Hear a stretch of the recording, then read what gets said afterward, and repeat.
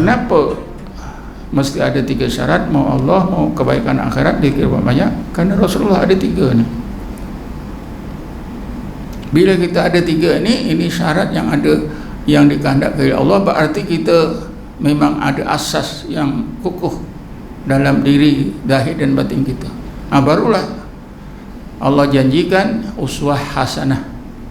Sekurang-kurangnya uswah hasanah, maukan Allah, ikut Rasulullah. Maukan akhirat, ikut Rasulullah. Zikir banyak-banyak, ikut Rasulullah. Kalau ini dah ikut, yang lain tu senang. Karena inilah yang asas. Disebut oleh Allah tu kerana ini asas. Sebab itu tuan-tuan, doa munajat kita, ilahi anta maksudi wa la tuqamatul, macam main-main saja. Allah tak hebatlah doa orang tarekat ni. Sikit sangat, ilahi anta maksudi wa la tuqamatul, kita dengar sekali pun hafal. Taklah macam doa-doa itu hebat-hebat ni. Doa berjanji pun hebat, doa khatam Quran pun hebat, dengar pun seram. Ini doa orang tarekat ni sudahlah pendek, tak ada rasa hebat pun. Ilahi anta maksudi wa ridhaka matlubi. Tetapi tuan-tuan, sebenarnya inilah doa yang hebat. Kalau kita nak tahu, kerana doa inilah yang menjuruskan hati kita itu mau Allah, mau keridhaannya. Senang pun inilah, kita tak pandang kesenangan, pandang Allah dan keridhaannya. Susah pun inilah. Sebab itu selalu saya ingatkan, doa ini bukan untuk diamalkan masa zikir saja. Di luar zikir lagi banyak, lagi perlu, lagi mustahab. Doa ini sangat penting, masa senang, masa susah. Doa inilah. Sebab itu Rasulullah berjaya daripada diraswah. Rasulullah menghadapi rasuah paling besar. Bukan kecil-kecil tuan-tuan, bukan 1-2 juta, bilion-bilion. Siapa yang nak rasuah? Gunung gandang sekeliling Mekah sedia jadi emas. Bumi Mekah itu sedia jadi sebatang sungai. Pasal apa? Orang Quraisy fikir, pakat-pakat, kita macam ni lah. Kalau Muhammad ni benar-benar Nabi dan Rasul, tentu dia hampir kepada Allah, permintaannya semua akan dikurniakan oleh Allah. Sekarang kita bertemu Muhammad, kita cabar dia. Ya Muhammad, kalau engkau benar Nabi dan Rasul diutus oleh Allah, tentu permintaanmu kepada Allah apa saja akan dikabulkan, tak akan ditolak. Engkau tahu ya Muhammad, kita ni miskin-miskin, hidup susah. Kalau gitu ya Muhammad, engkau minta pada Tuhanmu Allah supaya Allah jadikan bukit-bukit ini semua jadi emas. Bila jadi emas, kita semua mencari emas yang banyak, jadi kaya raya, senang kita. Engkau tahu ya Muhammad, di bumi Mekah ni nak dapat air sangat susah, air Zam-Zam saja. Engkau mintalah pada Tuhanmu Allah supaya Allah jadikan sebatang sungai di bumi Mekah ni, supaya kita senang. Bukit batu tu pun berbisik kepada Nabi, ya Muhammad, kami sedia jadi emas seperti yang diminta oleh orang Quraisy. Bumi Mekah pun kata, ya Muhammad, kami sedia jadi sungai. Ini kan rasuah besar. Semua jadi emas tu, berapa bilion tuan-tuan. Kalau betul lah Nabi Muhammad hendak, agak saya kita balik haji bawa emas lah, mungkin sekilo ke apa, tak habis-habis. Nabi Muhammad tolak.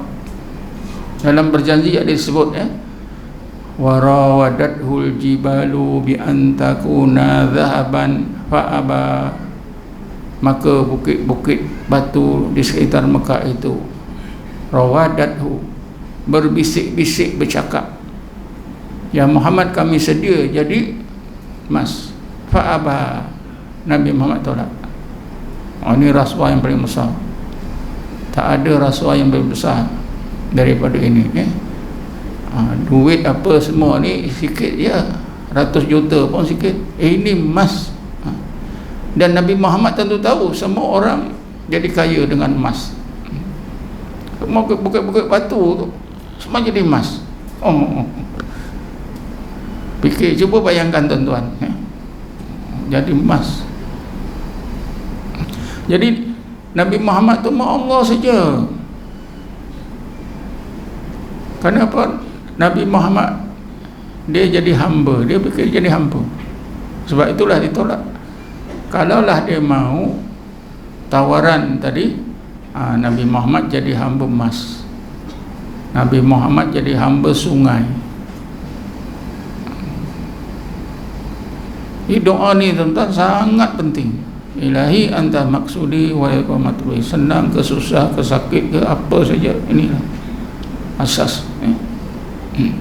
Tapi kita baca doa ni, kita rasa apa? Kita kenal Allah, kita rasa keagungan Allah, kesempurnaan Allah. 4 perkara. Ingat namanya, ingat kewujudannya, ingat sifat-sifat keagungannya dan sifat-sifat kesempurnaannya. Wad'uhu khaufan wa tama'ah. Adalah kamu sentiasa sebut namanya, ingatkan wujudnya, ingatkan sifat-sifat keagungannya yang menjadikan hati kamu takut, dan ingatkan sifat-sifat kesempurnaannya menjadikan hati kamu hanya bergantung kepada rahmat Allah semata-mata. Tapi asasnya doa kita apa? Ilahi anta maksudi wa ridhaka matlubi. Doa yang macam tak ada apa-apa. Kalau kita bagi kawan-kawan pun, alah ini doa apa ni, tak sudi mungkin tuan-tuan dulu masa bai'ah pun, apa doa macam ni, pelik sangat.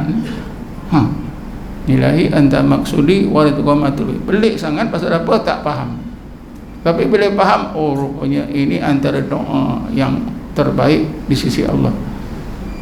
Kerana seolah-olah inilah doa inilah yang memandu kita terus menuju kepada Allah, tidak menoleh lain tempat, kiri atau kanan, terus pandang Allah. Ilahi anta maksudi wa ridhaka matlubi, ditajamkan lagi dengan la maksuda illallah, la maksuda illallah. Selain daripada itu tuan-tuan, bila kita zikir Allah ni, ramai kita tak sangka bila kita zikir Allah kan sampai kepada apa? Kulli jasad, seluruh jasad kita, semua zahir batin tubuh kita ni berzikir Allah. Seluruh kulit kita, bulu rumah kita, semua nyebut Allah. Darah kita, daging kita, tulang, Allah. Itu kan akhirnya nanti kita rasa, rupanya semua makhluk menyebut Allah. Tengok kipas pun Allah, tengok tiang, semua Allah. Jadi semua makhluk itu rupanya menyebut Allah. Tak ada yang tak menyebut Allah. Yang tak menyebut Allah hati. Hati siapa? Hati orang kafir atau hati orang Islam yang lalai.